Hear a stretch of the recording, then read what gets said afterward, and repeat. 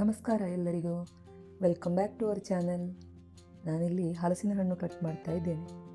ಊರಿಂದ ಬರುವ ದಾರಿಯಲ್ಲಿ ಒಂದು ಕಡೆ ಹಲಸಿನ ಹಣ್ಣು ಮಾರ್ತಾ ಇದ್ರು. ಹಾಗೆ ನವೀನ್ ಹತ್ರ ಹೇಳಿದೆ, ನಾನು ಕಾರು ನಿಲ್ಲಿಸಿ ಒಂದು ಹಲಸಿನ ಹಣ್ಣು ತೆಕ್ಕೊಂಡು ಹೋಗುವ ಅಂತ. ಹಾಗೆ ಹಲಸಿನ ಹಣ್ಣು ತೆಕ್ಕೊಂಡು ಬಂದು ಈಗ ಕಟ್ ಮಾಡ್ತಾ ಇದ್ದೇನೆ. ಈ ಹಲಸಿನ ಹಣ್ಣಿನ ಅಥವಾ ಹಲಸಿನಕಾಯಿಯ ವಿಷಯದಲ್ಲಿ ಹೇಳುವುದಾದ್ರೆ, ಹೆಚ್ಚಿನವರು ಎಂತ ಹೇಳ್ತಾರೆ ಅಂತ ಹೇಳಿದ್ರೆ, ಯಾರು ಅದನ್ನು ಮಾಡಿಕೊಂಡು ಕೂತ್ಕೊಳ್ತಾರೆ. ಯಾರಾದರೂ ಒಬ್ರು ಮಾಡಿಕೊಡುವವರು ಇದ್ರೆ ಆಗ್ಬೋದು, ಅದು ಬಿಟ್ಟು ಒಬ್ಬರಿಂದ ಎಲ್ಲ ಆಗುವ ಕೆಲಸ ಅಲ್ಲ ಇದು. ಅದನ್ನು ಕಟ್ ಮಾಡಿಕೊಂಡು ಕೈಗೆ ಮೇಣ ಹಿಡಿಸಿಕೊಂಡು ಗಂಟೆಗಟ್ಟಲೆ ಅದರ ಮುಂದೆ ಕೂತ್ಕೊಂಡು ಕೆಲಸ ಮಾಡುದು ಅಂತ ಹೇಳಿದ್ರೆ ಯಾರಿಗಾದ್ರೂ ಸ್ವಲ್ಪ ಉದಾಸೀನ ಆಗ್ತದೆ. ಆದರೆ ಯಾವುದೇ ಕೆಲಸ ಆದರೂ, ಎಷ್ಟೇ ಕಷ್ಟ ಆದರೂ ಅದನ್ನು ಇಷ್ಟಪಟ್ಟು ಮಾಡಿ ಕಡೆಗೆ ಅದನ್ನು ತಿನ್ನುವಾಗ ಸಿಗುವ ಒಂದು ಖುಷಿ ಅಥವಾ ಒಂದು ಸ್ಯಾಟಿಸ್ಫ್ಯಾಕ್ಷನ್ ಉಂಟಲ್ಲ, ಅದೇ ಬೇರೆ. ಅದನ್ನು ಎಕ್ಸ್ಪ್ಲೈನ್ ಮಾಡಲಿಕ್ಕೆ ಸಾಧ್ಯ ಇಲ್ಲ. ಹಲಸಿನ ಹಣ್ಣೆಲ್ಲ ಕಟ್ ಮಾಡಿ ಆಯಿತು. ಇದೀಗ ಇಲ್ಲಿ ನವೀನ್ ಕೂತ್ಕೊಂಡು ಸೊಳೆ ಎಲ್ಲ ಬಿಡಿಸ್ತಾ ಇದ್ದಾರೆ. ಅಷ್ಟೊತ್ತಿಗೆ ಆಗುವಾಗ ಮಳೆ ಬರಲಿಕ್ಕೆ ಸ್ಟಾರ್ಟ್ ಆಯ್ತು. ಇಲ್ಲಿ ಕಾಲಿಗೆ ಬೀಳ್ತಾ ನೀರು.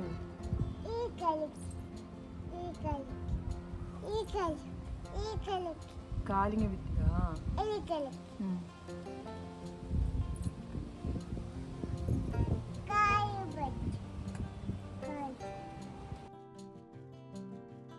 ಹಲಸಿನ ಹಣ್ಣು ಮಾತ್ರ ಸೂಪರ್ ಉಂಟಾಯ್ತಾ, ಸಿಹಿ ಉಂಟು, ಹಣ ಕೊಟ್ಟು ತಂದದಕ್ಕೆ ಮೋಸ ಇಲ್ಲ.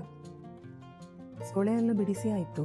ಇನ್ನೀಗ ಇದರಲ್ಲಿ ಏನಾದರೂ ಒಂದು ರೆಸಿಪಿ ಮಾಡಬೇಕು, ಅಂದರೆ ಇನ್ಸ್ಟೆಂಟಾಗಿ ಏನಾದರೂ ಮಾಡಬೇಕು ಅಂತ ಯೋಚಿಸ್ತಾ ಇರುವಾಗ ನನಗೆ ಒಂದು ರೆಸಿಪಿ ನೆನಪಿಗೆ ಬಂತು.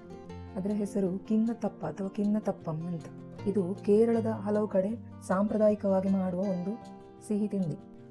ಇದಕ್ಕೆ ಬೇಕಾಗಿರುವ ಸಾಮಗ್ರಿಗಳು: 1 ಕಪ್ ಆಗುವಷ್ಟು ಹಲಸಿನ ಹಣ್ಣು, 1 ಕಪ್ ಕಾಯಿ ತುರಿ, ಬೆಲ್ಲ ಒಂದು ಅರ್ಧ ಕಪ್ ಆಗುವಷ್ಟು ತಗೊಂಡಿದ್ದೇನೆ, ಅಕ್ಕಿ ಹುಡಿ 1 ಕಪ್ ಆಗುವಷ್ಟು ತಗೊಂಡಿದ್ದೇನೆ, ಆಮೇಲೆ ಸ್ವಲ್ಪ ಉಪ್ಪು, ಸ್ವಲ್ಪ ಏಲಕ್ಕಿ ಹುಡಿ. ಈಗ ಇದನ್ನು ಹೇಗೆ ಮಾಡೋದು ಅಂತ ನೋಡುವ. ಒಂದು ಪಾತ್ರೆ ತಗೊಂಡು ಅದಕ್ಕೆ ಅಕ್ಕಿ ಹುಡಿ ಹಾಕಿ ಸ್ವಲ್ಪ ಉಗುರು ಬೆಚ್ಚಗಾಗುವ ತನಕ ಕೈ ಆಡಿಸ್ತಾ ಇರಬೇಕು.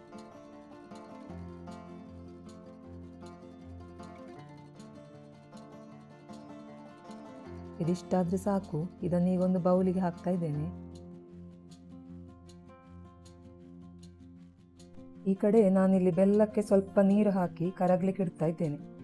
ನಾನಿಲ್ಲಿ ಬೆಲ್ಲ ಒಂದು ಅರ್ಧ ಕಪ್ ಆಗುವಷ್ಟು ತಗೊಂಡಿದ್ದೇನೆ. ನಿಮಗೆ ಬೇಕಿದ್ರೆ ಸ್ವಲ್ಪ ಜಾಸ್ತಿ ತಗೊಳ್ಬೋದು. ಹಲಸಿನ ಹಣ್ಣಿನ ಸಿಹಿ ನೋಡಿಕೊಂಡು, ಆಮೇಲೆ ನೀವು ಎಷ್ಟು ಸಿಹಿ ಇಷ್ಟಪಡ್ತೀರೋ ಅದಕ್ಕೆ ಅನುಗುಣವಾಗಿ ಹೆಚ್ಚು ಕಡಿಮೆ ಮಾಡ್ಕೊಳ್ಬೋದು. ಬೆಲ್ಲ ಕರಗಲಿ ಅಷ್ಟೊತ್ತಿಗೆ ಇಲ್ಲಿ ಕಾಯಿ ಹಾಲು ಮಾಡಿಕೊಳ್ಬೇಕು. ಮಿಕ್ಸಿ ಜಾರಿಗೆ ಕಾಯಿ ತುರಿ ಹಾಕ್ತಾ ಇದ್ದೇನೆ. ಸ್ವಲ್ಪ ನೀರು ಹಾಕಿ ನುಣ್ಣಗೆ ರುಬ್ಬಿಕೊಳ್ಬೇಕು. ಈ ರುಬ್ಬಿದ ಮಿಶ್ರಣವನ್ನು ಒಂದು ಬಿಳಿ ಬಟ್ಟೆ ಅಥವಾ ಮಸ್ಲಿನ್ ಕ್ಲೋತಲ್ಲಿ ಚೆನ್ನಾಗಿ ಹಿಂಡಿ ತೆಗೆದ್ರೆ ಕಾಯಿ ಹಾಲು ರೆಡಿ.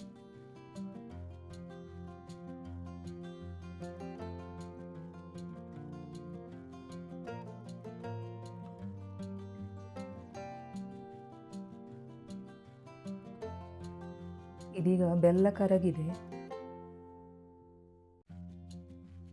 ಈಗ ಮಿಕ್ಸಿ ಜಾರಿಗೆ ಹಲಸಿನ ಹಣ್ಣಿನ ಸೊಳೆಯನ್ನೆಲ್ಲ ಹಾಕಿಕೊಂಡು ನುಣ್ಣಗೆ ರುಬ್ಬಿ ಪೇಸ್ಟ್ ಮಾಡಿಕೊಳ್ಬೇಕು. ಈ ರೀತಿ ಆಗಬೇಕು. ಈಗ ಒಂದು ಪಾತ್ರೆಗೆ ಮಾಡಿಟ್ಟುಕೊಂಡ ತೆಂಗಿನಕಾಯಿ ಹಾಲು ಉಂಟಲ್ಲ, ಅದನ್ನು ಹಾಕಬೇಕು. ಇದರ ಜೊತೆ ಕರಗಿಸಿಟ್ಟುಕೊಂಡಿರುವ ಬೆಲ್ಲವನ್ನು ಕೂಡ ಸೇರಿಸಬೇಕು.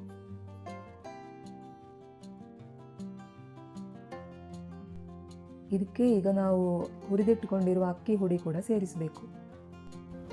ಈಗ ಚೆನ್ನಾಗಿ ಗಂಟಿಲ್ಲದ ಹಾಗೆ ಒಮ್ಮೆ ಮಿಕ್ಸ್ ಮಾಡಿಕೊಳ್ಬೇಕು.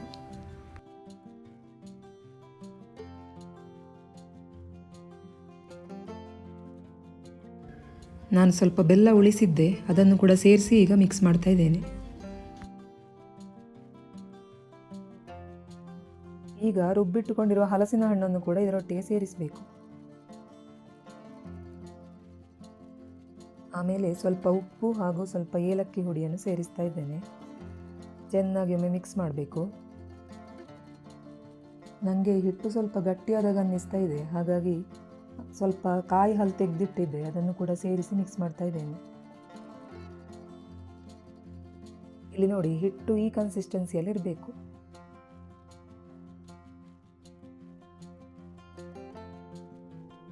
ನಾನಿಲ್ಲಿ ಒಂದು ಪ್ಲೇಟ್ ತಗೊಂಡು ಅದರಲ್ಲಿ ಬಾಳೆ ಎಲೆ ಕಟ್ ಮಾಡಿ ಇಟ್ಟು ಅದರ ಮೇಲೆ ಸ್ವಲ್ಪ ತುಪ್ಪ ಸವರಿದ್ದೇನೆ. ಈಗ ಈ ಪ್ಲೇಟಲ್ಲಿ ಹಿಟ್ಟನ್ನು ಹಾಕಿಕೊಳ್ತಾ ಇದ್ದೇನೆ. ಈಗ ಒಂದು 4-5 ಹಲಸಿನ ಹಣ್ಣಿನ ಸೊಳೆಯನ್ನು ಚಿಕ್ಕದಾಗಿ ಕಟ್ ಮಾಡಿ ಇಟ್ಕೊಳ್ಬೇಕು.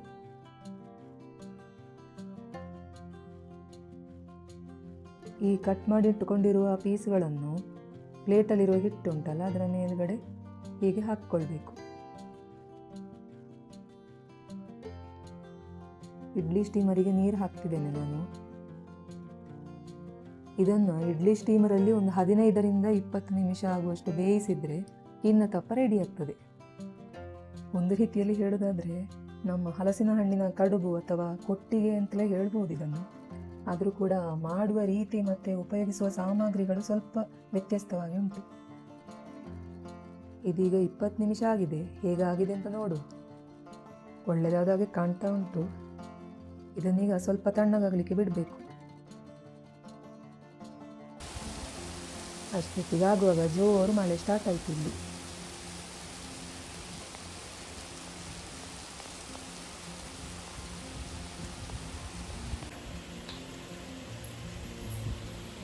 ಮತ್ತೆಲ್ಲಿತ್ತು ಇಲ್ಲಿದ್ದೆ.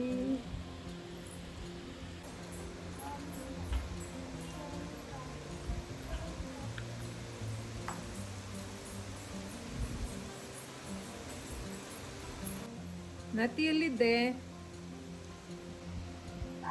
ನತಿ ಅದೋ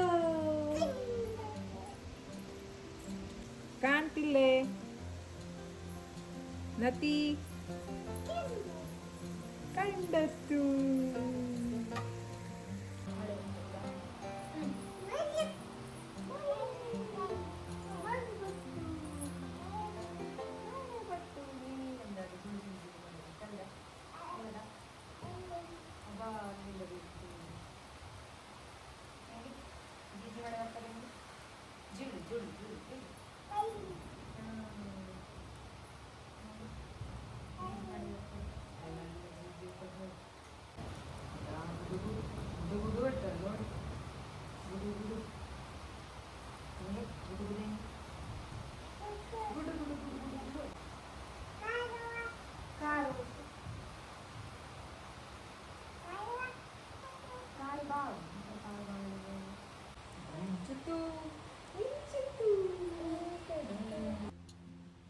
ಎಂತರ ಇದು?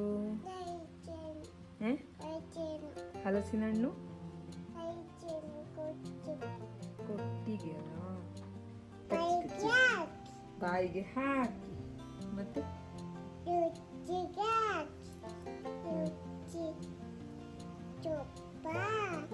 ತುಪ್ಪ ಹಾಕಿ ಕಚ್ಚಿ ಕಚ್ಚಿ ತಿಂಬದ.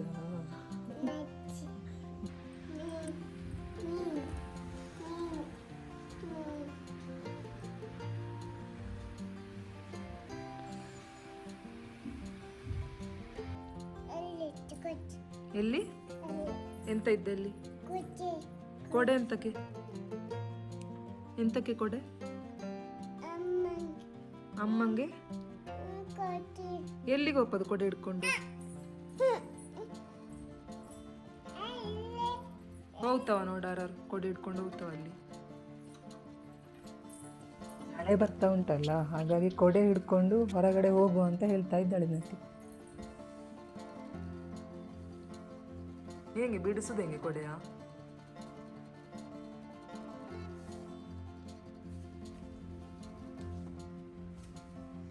ಹಿಡ್ತಿಲ್ಯಾ?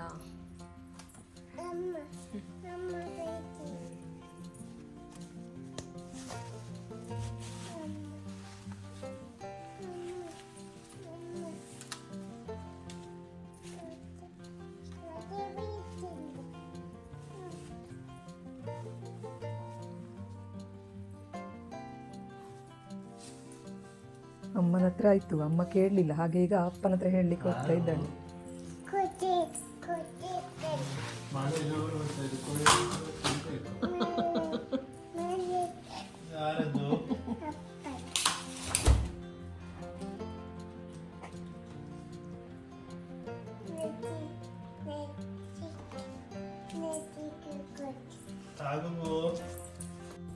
ಬನ್ನಿ ನಮ್ಮ ಕಿನ್ನತಪ್ಪ ಹೇಗಾಗಿದೆ ಅಂತ ನೋಡುವ ನಾವು.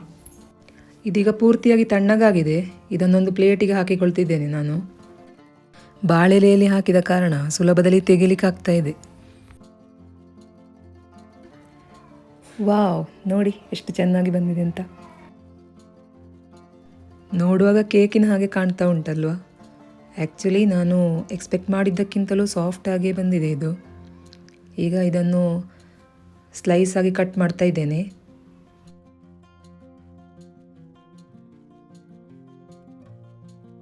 ಇದನ್ನೀಗ ಕಟ್ ಮಾಡಿ ತೋರಿಸ್ತೇನೆ. ವಾವ್, ನೋಡಿ ನಿಮಗೆ ಕಾಣ್ತಾ ಇರ್ಬೋದಲ್ಲ ಎಷ್ಟು ಸಾಫ್ಟ್ ಆಗಿದೆ ಅಂತ.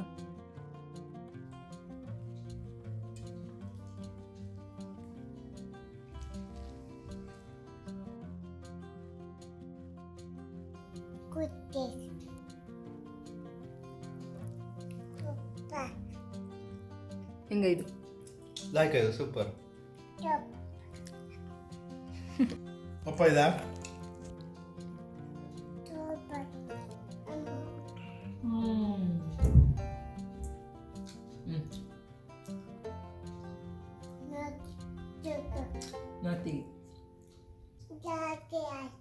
ಆಯ್ತಾಯ್ತಾ? ಟೇಸ್ಟ್ ಮಾತ್ರ ತುಂಬ ಸೂಪರ್ ಆಗಿದೆ. ಇದಕ್ಕೆ ಸೈಡ್ ಡಿಶ್ ಅಂತ ಏನು ಬೇಕಾಗಿಲ್ಲ, ತುಪ್ಪ ಇದ್ದರೆ ಸಾಕು. ಅದೇ ಒಳ್ಳೆ ಕಾಂಬಿನೇಷನ್ ಇದಕ್ಕೆ. ನೀವು ಒಮ್ಮೆ ಟ್ರೈ ಮಾಡಿ ನೋಡಿ ಹೇಗಾಗಿದೆ ಅಂತ ಹೇಳಿ ನನಗೆ, ಆಯಿತಾ? ಹಾಗಿದ್ದರೆ ಇವತ್ತಿನ ವಿಡಿಯೋ ನಿಮಗೆಲ್ಲರಿಗೂ ಇಷ್ಟ ಆಗಿದೆ ಅಂತ ಭಾವಿಸ್ತೇನೆ. ಮುಂದಿನ ವಿಡಿಯೋದಲ್ಲಿ ಸಿಗುವ. ಬಾಯ್.